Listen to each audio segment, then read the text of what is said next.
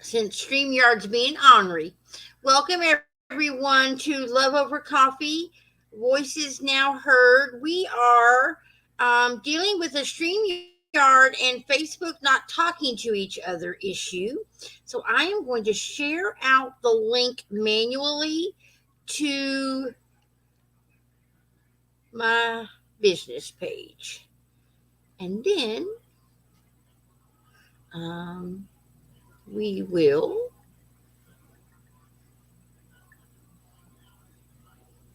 All right. Now, let me see if that is live.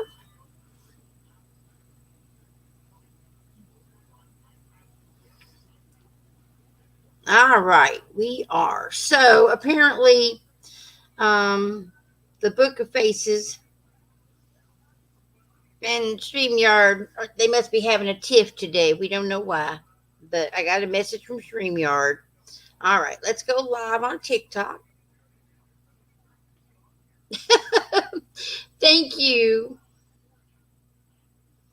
Hello, everyone on TikTok. My name is Tina Durbin, and I am the host of Love Over Coffee.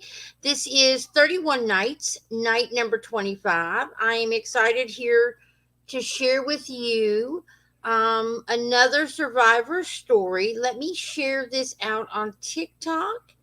Make sure people know that we are live over here as well.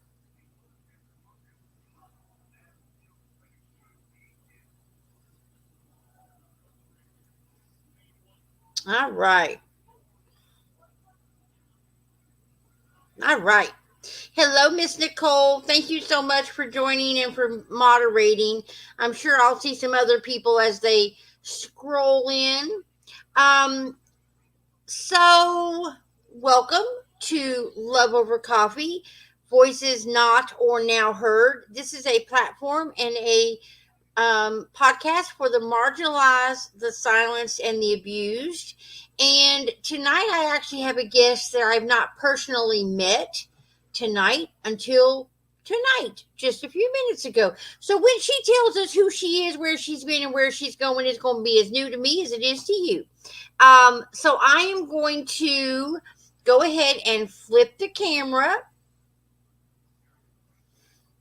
All right. And welcome, Naykishia Darby. I hope I am saying your name correctly. We had some spelling issues earlier. That was me. I just like to make people's names up.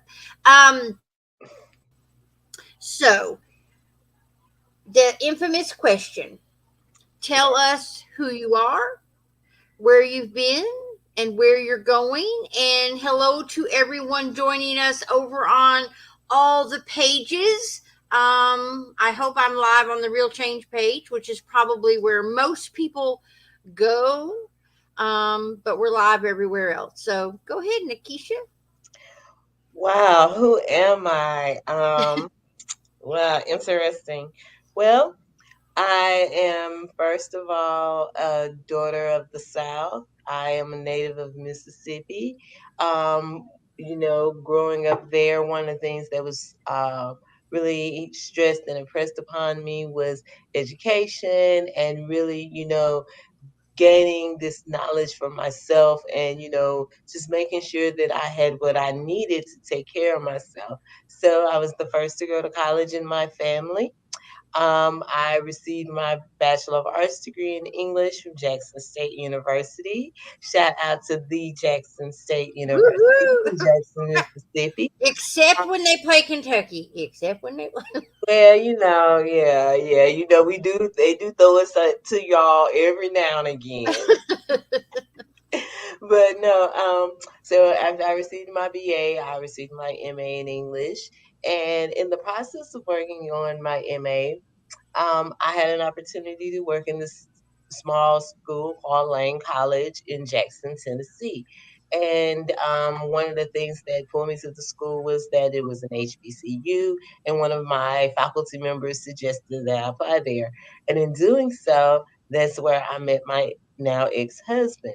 Now, things started out cool. We were great. I ended up moving to Nashville after I completed my master's at Jackson State. I taught freshman English at Tennessee State University for almost 5 years. I mean, I could see some signs, but I kind of You were ignored doing it. all the things, but something still was off. Yes, yes.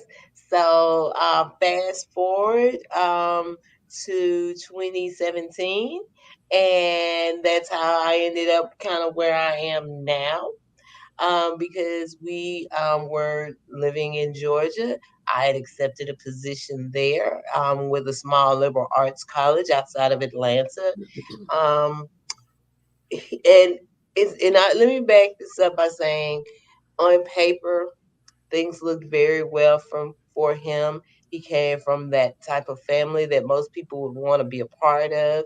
Hmm. Very highly educated family. They were an upper middle class family. So the signs were not there. You know, um, but anywho, we were in Georgia, and one day I was gone too long.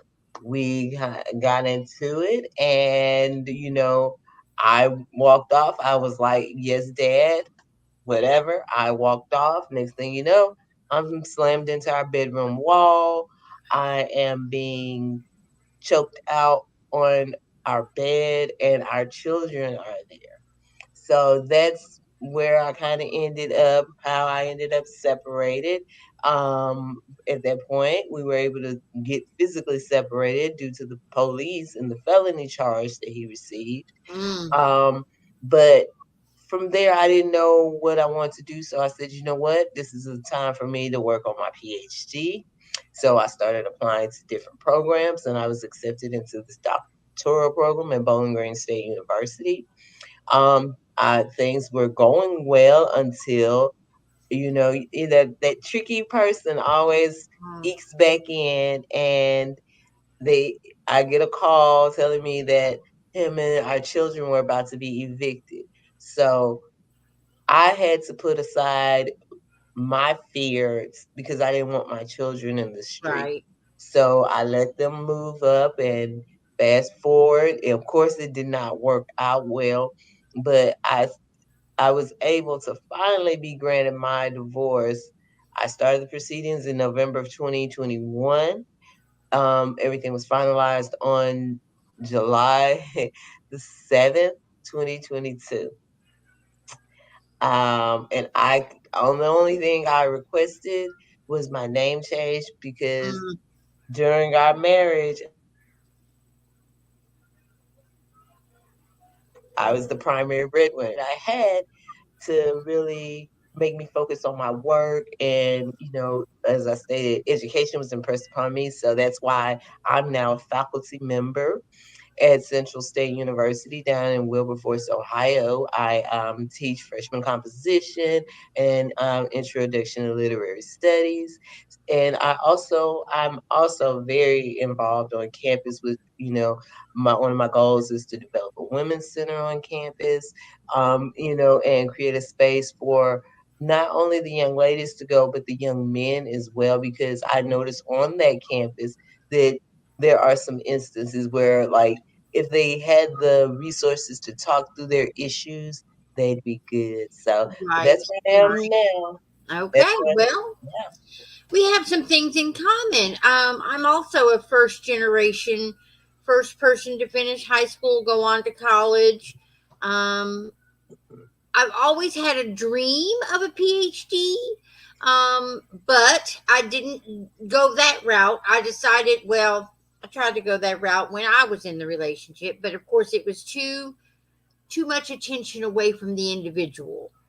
Yes. And so I gave up the PhD at the time, and I decided I was pretty active in community work, especially racial justice. So I decided to do a master's in pastoral studies in Mm. order to build church community outside the walls of a church Yes. while taking the true community into account. So to build community for the community with the community in true support of the community. So hopefully we'll get there. So that is so. When you look back now, Naykishia, Yes. what do you think were some of the early red flags? And how old were you when you met this individual? The interesting part, I was 31. Mm, So I got married when I was 32, had my first child at 32. I thought I was doing all the things right by right. society. You know what I'm saying? And you had done a lot of things to get your own life Ex- together. I mean, exactly. because I know so many people marry so young Yes. before they know who they are. And Yes. you had done a lot of that work Yes. I and was I, still met. Mm, yes. mm, Yes, and it was, we started out cool. He was an educator when I met him, so he ended up moving back to his hometown. And so, I didn't think anything of it when, he was there, but he wasn't with his family, if oh, so he that had makes moved. sense. He had So a he had moved roommate, and back. it was fine. We see, yes. So he had moved back to be closer to And family, but he wasn't close to family.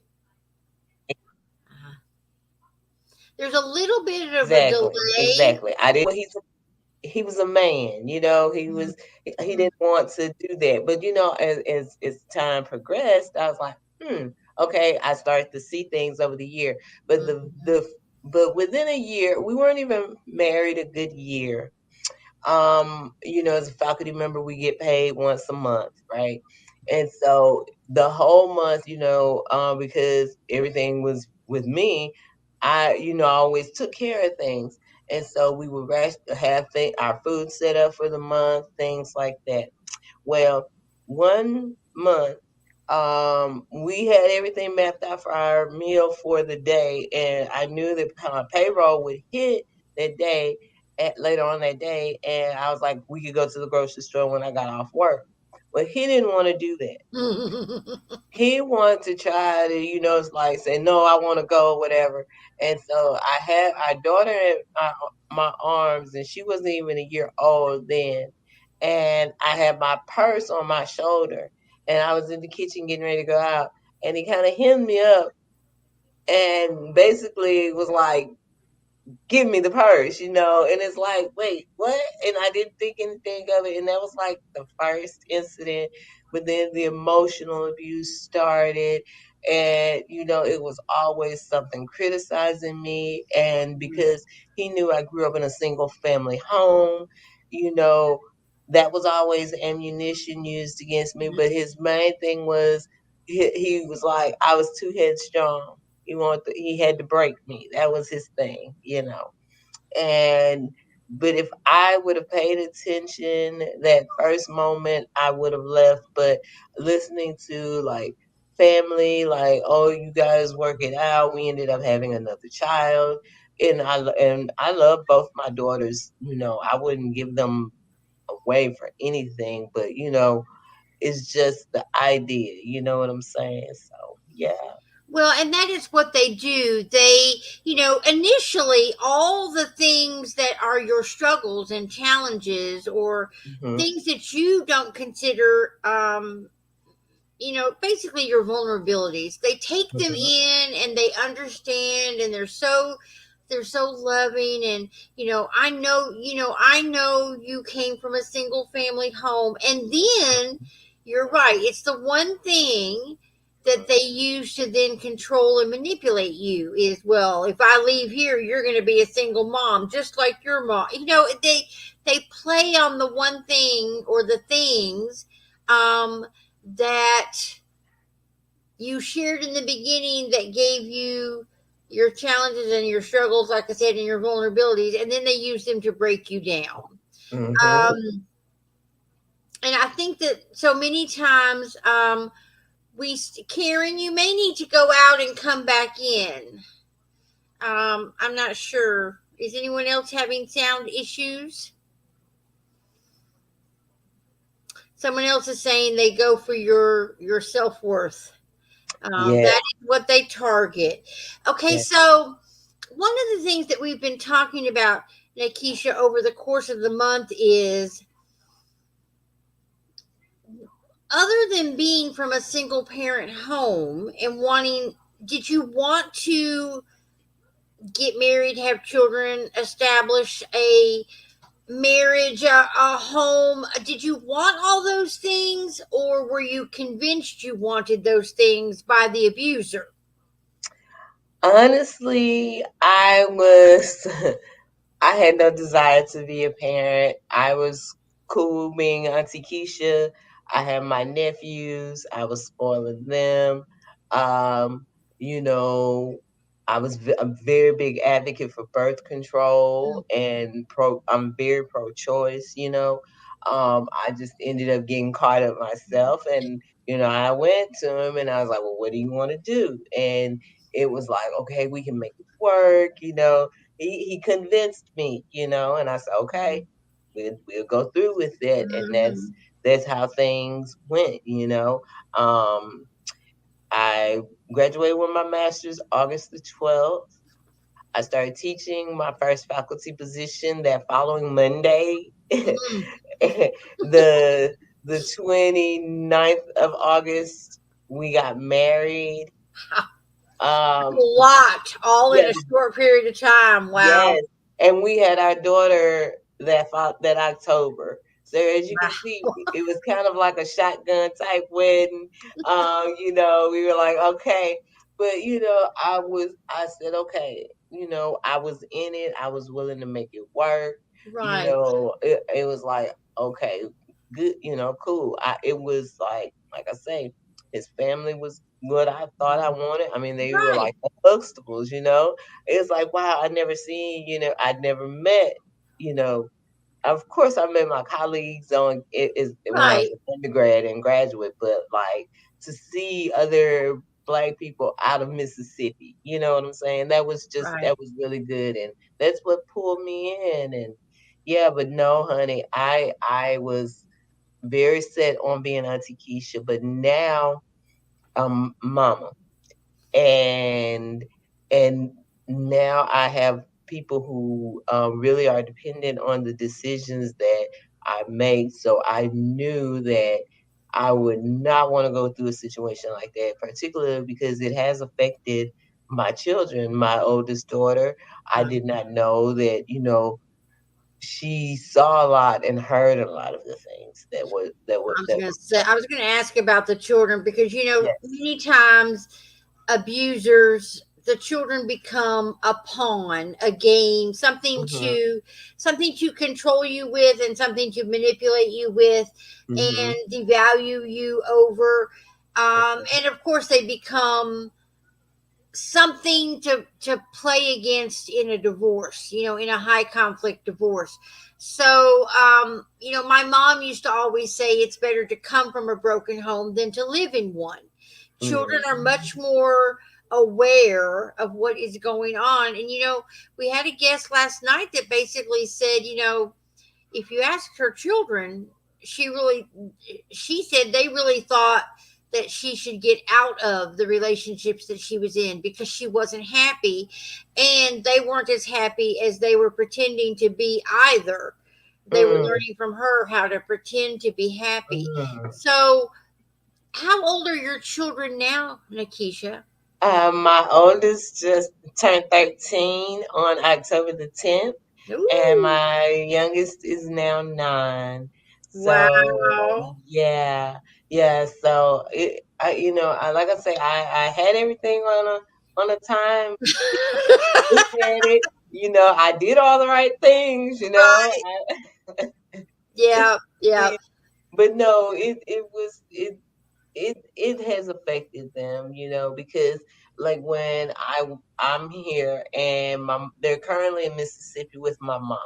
Mm. While I was working on my degree, as I mentioned, I was in Ohio. I saw I couldn't really get any school work done because he was working from home at the time. Now we had been separated. We had not been together since what was it, January the 19th, 2017. That was the last time So we lived together under the So same roof. how long were you actually together in the same city, in the same house, in the same relationship, thinking that you were going in the same direction? Whoa, from 2010, from November 2009 up until January 19th, 2017. That was when we So separated. about 8 years. Yep. About 8 years. Okay. Okay. Yeah. I think that,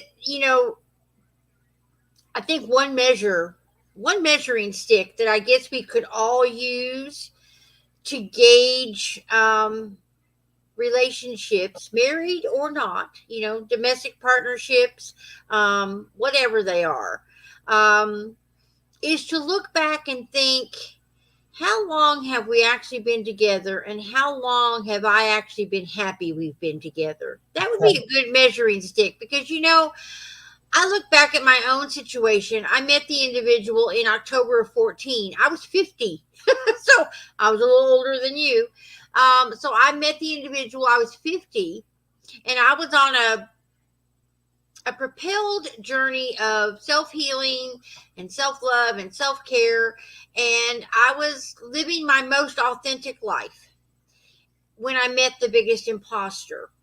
But when I Mm, look back, and I say this with a bit of grace and gratefulness, I was only with him for 39 months. But when I look over the course now of the 39 months, which is my measuring stick, I realize there were always things that seemed very off. And if I had to measure my happiness by what I just said, I'm thinking to myself, there was always more unanswered questions yeah. than there were happy times. And if I asked any questions about why something was the way it was, or why it wasn't some other way, or what exactly was going on, I would get all kinds of just wild ass stories about things. And I realize now, 39 months, the whole 39 months was crazy from start to finish. And with you going through all of the goodness, pregnancy and job changes and getting married, and I mean, that's a lot to distract you Mhm. from what's truly happening. Mhm. Mhm. I mean, like I had my oldest daughter. I had her over fall break. 2 weeks later, I was back in the classroom. My Oh my students were goodness. like, "Wait, did you just have a baby?" And to this day, I'm Facebook friends with some of them. And for her birthday, they always come on and say, "Oh, it's our baby's birthday." But no, I had a lot going on, and even now though, it's still I'm still facing the repercussions of a lot of what happened. Like I had was enrolled in my doctorate program, but I did not get a chance to finish because of outside things, and then COVID hit, and then Mm. I'm having faculty members in my program who felt like I should not have been there and I did not deserve to be there. Even if you look at me on paper with my publications, I had a scholarly publication before I graduated from undergrad in a journal, one of the few undergraduates. I had publications as a master's level student. I have a chapter published in a book, and I'm the only person without a PhD. I presented at conferences. I have the accolades, but I guess I was just that wrong shade. I was gonna say, as someone who has worked quite extensively in racial justice, and I worked at a university, and I am very saddened to say that the faces of color Yeah, don't exist at the high levels, or they exist at the high level in order to show that they exist. exactly. But And there see, aren't very many of them, exactly. and they're on all the committees that say we're Exactly. doing all the things so that we look as though we are a university of diversity. I know that the University of Kentucky, they are a, I used to say a predominantly white institution, but now I say they are historically white and they will stay that way.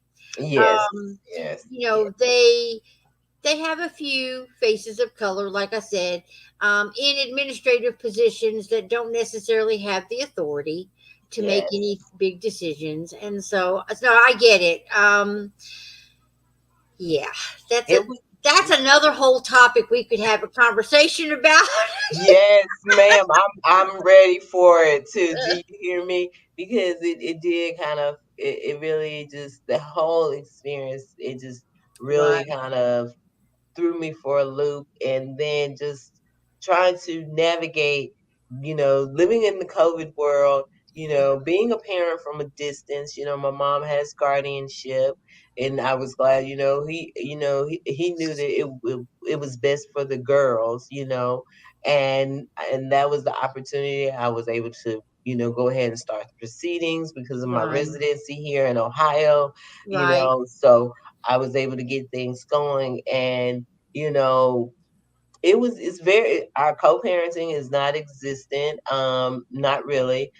We've had some very traumatic things go on with our oldest, and I'm trying to be the positive one to extend the olive branch, but if it's not being reciprocated, but you There can't. ain't no such thing as an olive branch.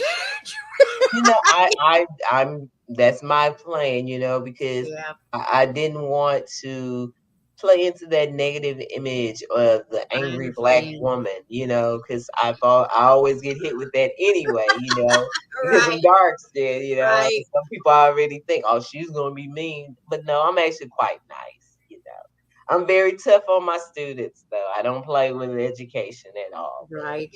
yeah, Well, I mean, I sadly they have to realize early on that they have a lot to overcome, and that yes, is a sad reality because they not only have a lot to overcome, and then they got to prove it twice, and that's yes, almost impossible to prove it once, and let alone to exactly, prove it twice. But that is exactly. what um, Black Indigenous people of color have to do in our world. Um, so so now let's go a little further back. So before you met the individual, okay, when you were single and working and doing all the things, um, what were some of the pressures you were feeling? Mm. And listen, I forgot to tell you, I'm pretty good at some questions to get you thinking. Um, Listen, I tell you, but it's funny because I, I have I have a few things. I have the responses. well, and the what pressures were you feeling to seek more or to go down the path of getting married? Maybe not just from him, but from society in general. But then also, what about your own childhood? Were there traumas in your own childhood that you were still healing from, shall we say? Yeah, yeah, and I respect that question. For me, so when I made it to 18. It was the conversation in the community. She's gonna be like her mama. She's gonna have her baby, and then I made it to 25 without a baby. And said, "Oh, it must be something wrong with it." Then Oh, when I made it to 30 without a baby, I was one of those girls. and it wasn't that maybe, oh, she's wanting to pursue her education, and she had professional goals that she wanted to accomplish. It wasn't anything like that, but a lot of the conversation and talk kind of came from my family, and it would get back to me, and I still I see them, and I'm just like, okay, I got y'all, but a lot of it also was, like you say, it was kind of like a shell. I kind of threw myself into my work because I felt that that was the one thing that I could always control. Oh yes. Um, Hmm. when I was younger, in the South, they've always told you, respect your elders. You don't bad to anybody. You don't say anything. And I was violated from the end of my fourth grade year to seventh, eighth grade. Oh Can't, wow. can't, we can't really remember because and it ended kind of then because I tried to take my life, you know. And this was done by an individual that was brought into our family, and now that I think about it, the red flag should have been there for that particular relationship because the young woman was 17 and the individual was 36. So it should have been some red. Oh yeah, there should have been Yeah, somebody looking inside that room yeah. before. So, Oh my goodness. but you have these people that you think that you're supposed to trust. So for Mhm. years, what happened to me, it did play into how I dealt with men. I felt like they were nothing. I had no respect for male authority in a intimate Mhm. relationship. Like I could not get with that. Um, I just they were nothing. And it took me though, kind of when I met him, I was kind of going through this trend, like starting to soften a little bit, if you want to I say was going to that. say, it sounds to me like, and again, we are different people in different color skins, but narcissists know how to play the game, Yes, and and he was a narcissist. they definitely can sense Yes. blood in the water, and Yes. that is what they will go after. Yes.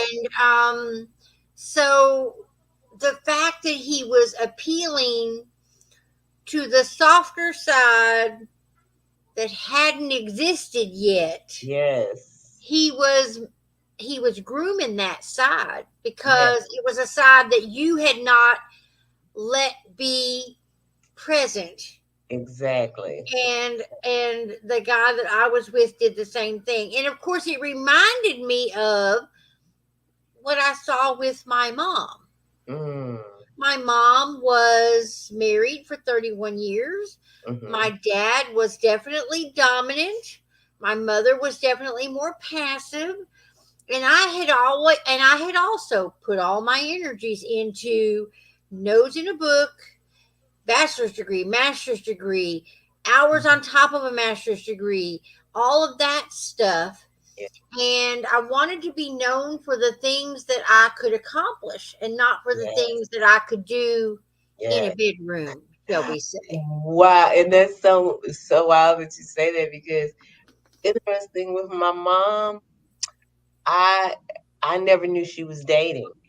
When my brothers were born, I didn't, she had that much respect. Like she never brought anyone into Mm, the house. She never had a male to stay overnight, or if they did, we didn't mm, know. right, She was always very cautious in doing it. It was another outside family person that allowed someone in. So it wasn't that I saw like her, with different guys and things. right, right. Never played anything like that. I mean, like I said, I never knew she was dating anyone, I was like, wait a minute, where did they come from? I didn't know because she kept us that protected, Hmm, you hmm. know, and so but and I saw like my uncles who were married to their wives, they had great relationships, you know. Mhm. So I saw those types of relationships. Right. I didn't understand the negative or this thing that there were narcissists. I didn't know about that at all. Me neither. And I was ready. I was interested in that relationship that you make it work and that you're really nesting and building that home. And for me, Yeah, it was all about the power couple dynamic duo. And I want to make sure you're seen in the world, and I know I want to be seen in the world. And as time went on, the only one who was seen in the world was him as I was shrinking. Um, and I think that society grooms a lot of that as well. It's like the man behind the woman. yeah. But see, in that so interesting you bring that up because I think about my experience when I was in teaching in Tennessee State, and during that time, like that was like the prime time of our marriage, right? So here I am being involved with so much stuff on campus, and I'm going to all these events and things like that. I'm wanting him to join me, but then on the flip side, he didn't care about certain things that, and it made me not want him to come, like his Right, appearance. Like I right, would have to really say, okay, are you going to do that, do this, do that? I felt like I started feeling like his mom, and so I was like, you know what, I'm gonna just ease up and not not invite him to things like. right, right, Yeah, and I started like just really growing and blossoming, and I could feel the tension. I could feel it, you know. I mean, because he became a stay-at-home dad, and all of these things. I could start to see that he was not liking that, you know. Even though he tried to act supportive, I could still feel that he right, felt some type of way because, I was able to accomplish, some of my goals. right, right. Well, someone over here on the Real Change page or wherever they're watching from, um, someone says they always come sniffing during your healing process when it's still raw. Yes. They definitely. I once had, you talked about starting a women's center on campus. I know Hmm. that the university has one, and I stopped by one day, and I'm I'm not at all the typical person who might stop by a women's center on campus. Most of them are the young students trying to Yeah. figure out who Yeah. they are and where they're going, and they don't even know where they've been yet. Yes. But I had the counselor there say, I told her, I said, I feel as though I just have a bad picker when it comes to relationships. And she said, no. She said, it's not that your picker is off, it's that their picker is on. Like Mm, they know. They mm, know what they're doing, because they're mm. predators. They are prey. So while we are praying for the relationship of a lifetime, they are praying, PREY, for a relationship that they can manipulate and control and abuse the individual. And, ever since she said that, that was one of those shifting moments where, as much as we sometimes hear about and certainly experience victim blaming and shaming, and we do it to ourselves as well as society does it to us. um, she was one of those first people that said it in such a way that I could own my healing, but Yes. I didn't have to own the abuse, Yeah. because while their picker is on, it's really not my picker. I did, as you said, I did all the right things for all the right reasons, but for the wrong individual, because they could benefit. They could benefit from all my empathic ways. Um, so now, Mm, where are you going now? Because you talked about, and someone over here is saying, we suffer a lot of abuse until we finally get fed up. That's yeah. true. Hey, Ramy. Ramey was my guest last night, a young cousin of mine. Um, so, where are you going? What does life look like now? Wow. Well, life now is me being for one CEO. I kind of took my time with during COVID. Um, Based on one of my assignments, our professor asked us, "What would we do if we could not work in academia?" And I knew I like tutoring and helping people with their writing and their editing skills. I knew that diversity was very, very near and dear to my heart. So I decided to start a diversity and writing consulting firm called Consult Right Now. um, right now, we're in the process of really starting to get things together and build up my clientele. But I have my LLC established. I have all of everything on paper. So now I'm just starting with the advertising and kind of going through there. But from there, I want to take my knowledge that I've learned, all this education and training that I've learned, and give back to my bigger community. Yes, I plan to do some things on my campus. Like as I mentioned, I want to develop a women's center, but I also want to develop a men's center and an LGBTQ resources center. Because one of my research areas of interest is in the LGBTQ student experience at the HBCU.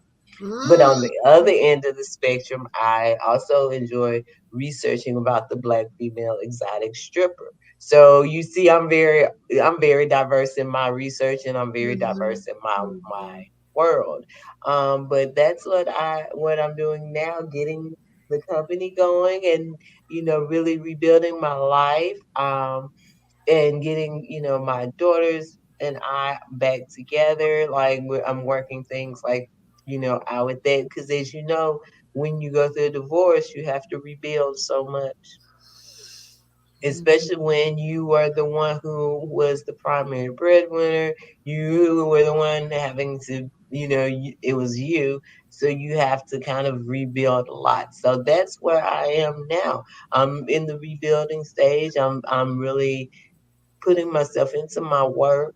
I am like really seeing and talking more with young women and young men on campus about, interpersonal violence and these types of relationships. You know what I'm saying? Because I have a lot, and I was very shocked, but a lot of my young male students, they felt comfortable to come and talk with me about things. And I was able to kind of, talk back with them and give them feedback and suggestions. So where I'm going now is just to continue to take this gift that I have, this passion that I have for, education, for doing the right thing by people, and just moving forward and being a great light in this world.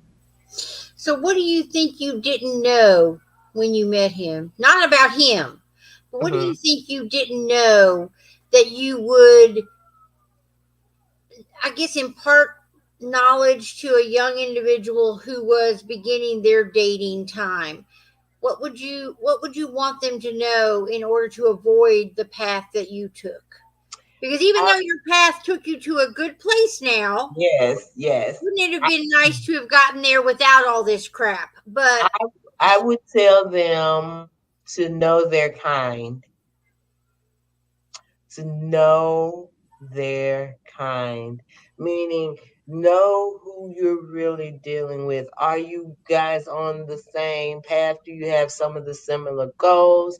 Do you both believe in God? Like, if you know that there's something important to you, but and your spouse or your significant other, it's not, that's a conflict, don't do it. So you really need to know your kind, and that's something that I share with my students that I teach now. you know like I tell them, I said relationships are serious. They're oftentimes life or death, and you want to put yourself in the best light so that you won't have to go through these things. So you really need to know this individual that you're with.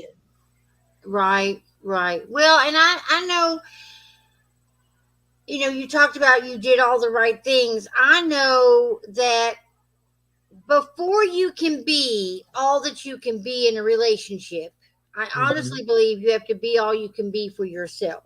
Yes. You have to, so many of us are caught up in that idea of, well, it's a 50-50 relationship, or they will complete me somehow. No, you need to be completed on your own. And the Mhm. 50-50 is BS. They put in 100 and I'll put in 100. Mhm.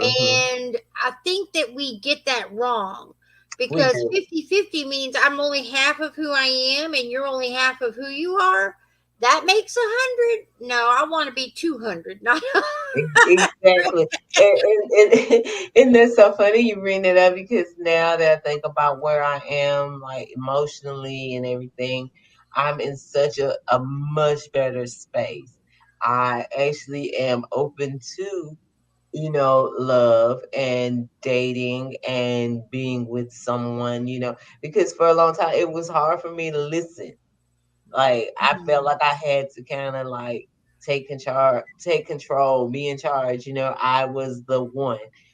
And so now when you meet someone who's actually a man, and Mark. they're not a dominant man like that, but they're making you Mhm. think about who you are as a woman, like that really does something for your heart. It does help you heal. Mhm. And so, like when I hear people say, "Oh, you need to be by yourself to heal." No, you don't. You need to be with the No. right person Right, to bring right. that out of you. And I never knew that until recently, that there was a person out there that could bring out what you needed to really heal and make yourself better, you know. I do think that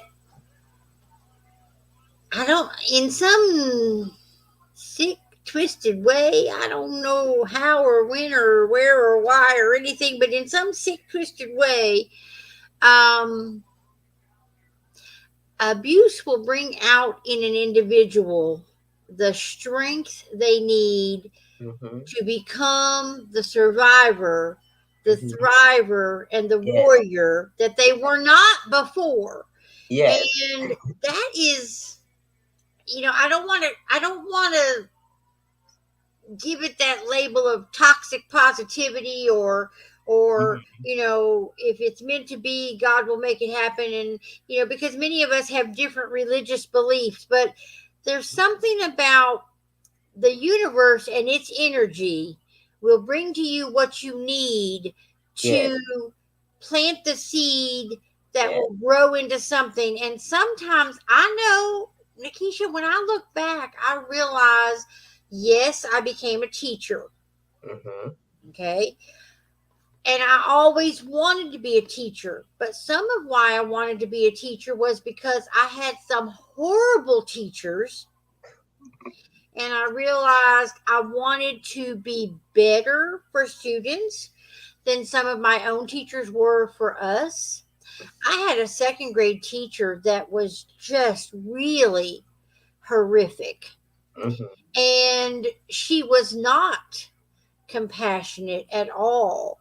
And I remember being a heavy child in second grade, and her saying things like, "Well, just waddle on up here."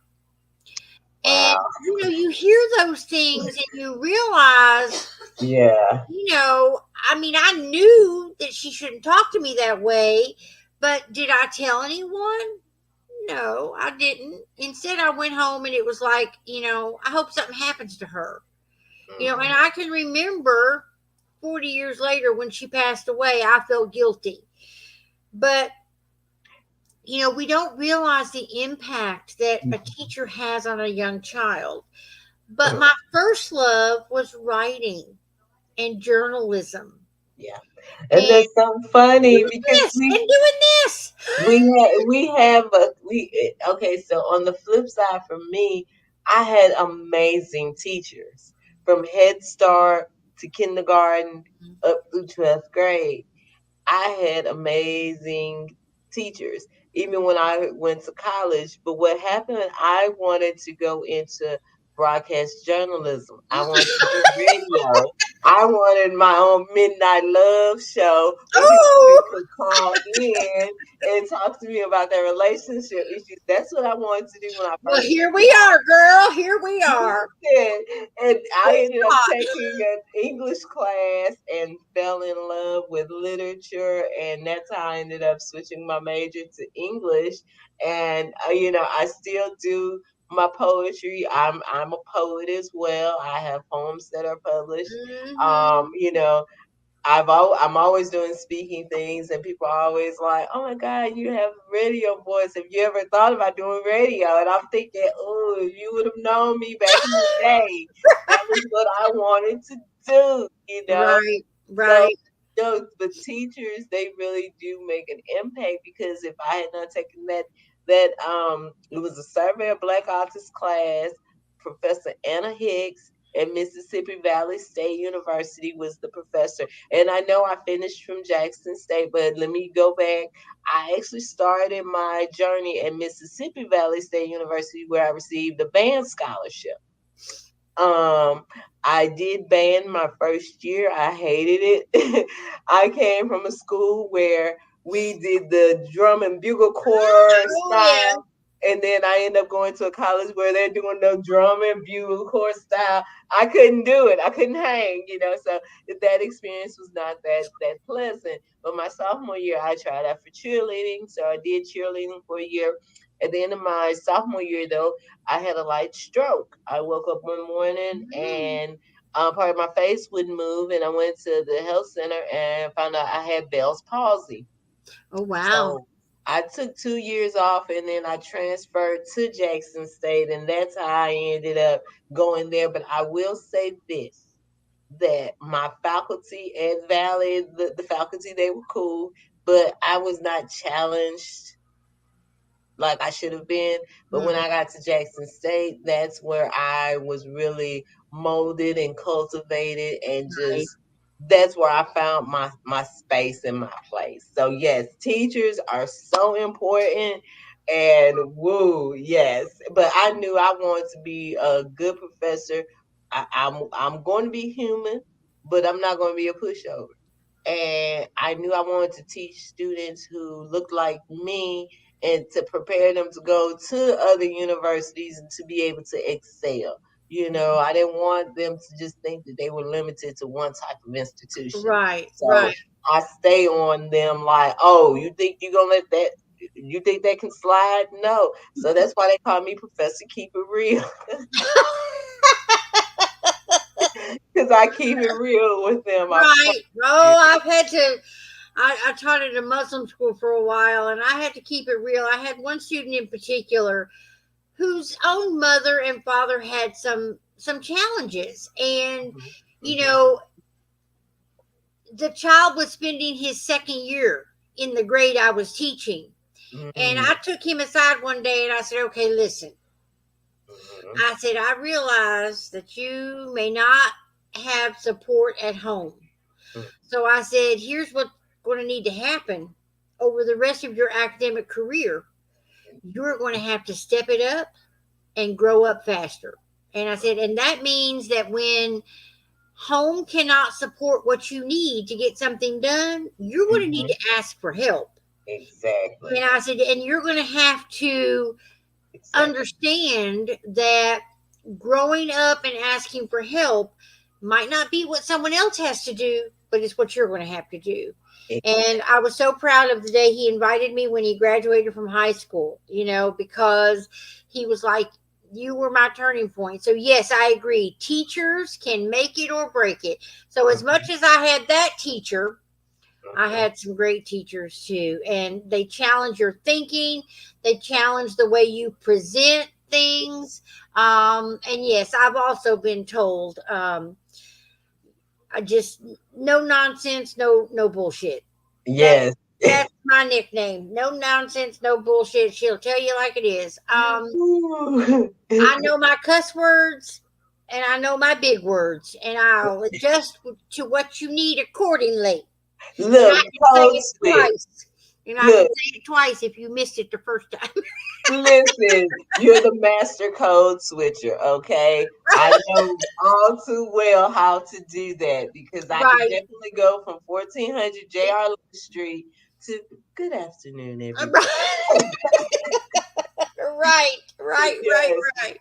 yes, Well, we're coming up on almost an hour. I want to give yes, you a ma'am. moment to collect your thoughts because I'm going to ask you for your final thoughts to share with someone and think about when you were going through the abusive situation. You can tell us whatever you want to, but also what could someone have done to have been more supportive as you were going through whatever it is you were going through. Okay. So I'll give you a moment to think about that.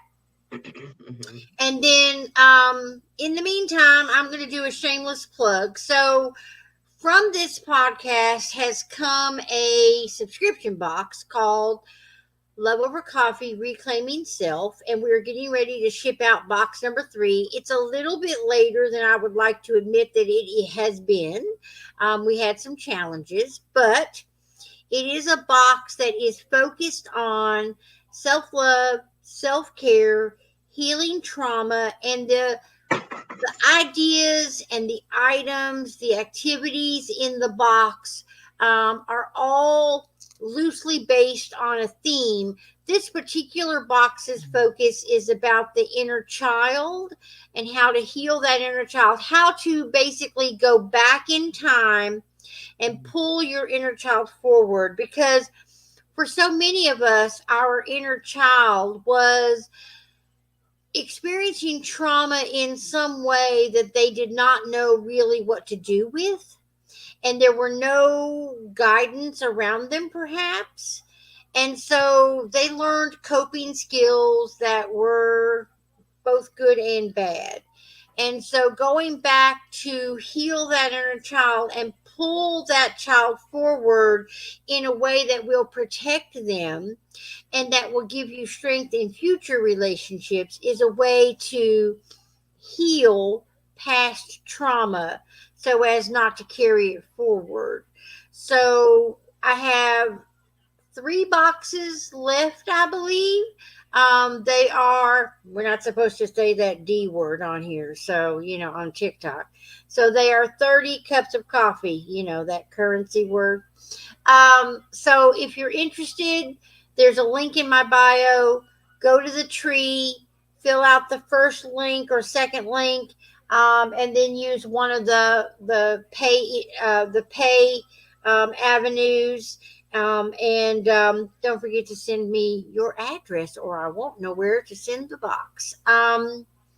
So, with that being said, tomorrow night we have a guest that will be a rebroadcast because tomorrow I am having all of my teeth pulled. And so I'll be here, but I'll be holding the phone for a rebroadcast. And then the rest of the month, we have all live guests. So the 27th, 28th, 29th, 30th, and 31st are all live guests. Tomorrow night will be a rebroadcast, but it'll be a good one. I promise you that. And with that, now, Naykishia Darby, Yes. what are your final thoughts? I would like to leave everyone with this, male or female. Don't isolate yourself. Continue to maintain your friendships because those are very, very important. And don't be afraid to tell your friends what's going on because one of the things after the divorce and things that kind of happened, I talked with one of my close friends and she was, I told her, I said, I felt shame. And she was like, she apologized because she was like, I'm sorry, I wasn't there to see what was going on with you. So do not be afraid to tell your friends if something is going on with you. Talk with them. They're your people. Y'all went through so much together. I mean, so know that they're there for you and in your corner. That's my one thing that I would love to leave on that note. And I would also like to do a shameless plug. If you need any type of writing services or diversity consulting seminars or workshops or anything like that, feel free to find me out on Facebook. Consult, CONSULT, Write, WRITE, Now, NOWLLC. So you can find me on Facebook and you can use that consult right now LLC at gmail.com. So I'd like to thank you for having me on tonight, Miss Tina. I really appreciate it. Being able to talk about this because I've never really just fully talked about everything that was going on, and I never thought about it from the perspective that you brought it. So I really do appreciate that. Oh, well, you're most welcome. I'm so glad that you were courageous enough to come on and share your story. I Yeah. find that sometimes saying it out loud for the first time, Yeah. in such a public way, puts Yes. puts it out there for Yes. others, because some of us have been where we are, Yeah. okay, but we don't recognize it. Some of us are where we are and we don't know what to do to end it, and some of us don't have a clue that we are where we are until someone says it, and then we're like, that's like what I'm doing. Like that sounds Exactly. familiar. So it all works when it's supposed to work. Exactly. Call it energy, call it universe, call it whatever you like. So tomorrow night I'll be back 9 p.m. Eastern Standard Time for a rebroadcast of a previous episode of what you've been listening to and watching, Love Over Coffee, Voices Now Heard. This is a podcast and platform for the marginalized, the silenced, and the abused. And I want to say thank you to Naykishia Darby. Peace, love, and light. She was drinking tea tonight, but that's okay. You can drink whatever beverage you like. I hope that this podcast is a true conversation that grows organically over whatever drink of choice, and that we learn from each other's lived experiences that are similar and also may be very different from each other. So, with that, I'm going to go ahead and end the TikTok. So I want to thank my moderators, Mar and Nicole. I didn't see a couple of names, but I do want to say Angel and Sue and Cat Links. I want to say thank you to my moderators. And I want to say thank you, of course, to all the love, likes, and shares and the gifts. Thank you, Mar. I saw a little ghost come across the screen. He was quite adorable. So thank you so much. Good night, everybody. See you tomorrow. Good night.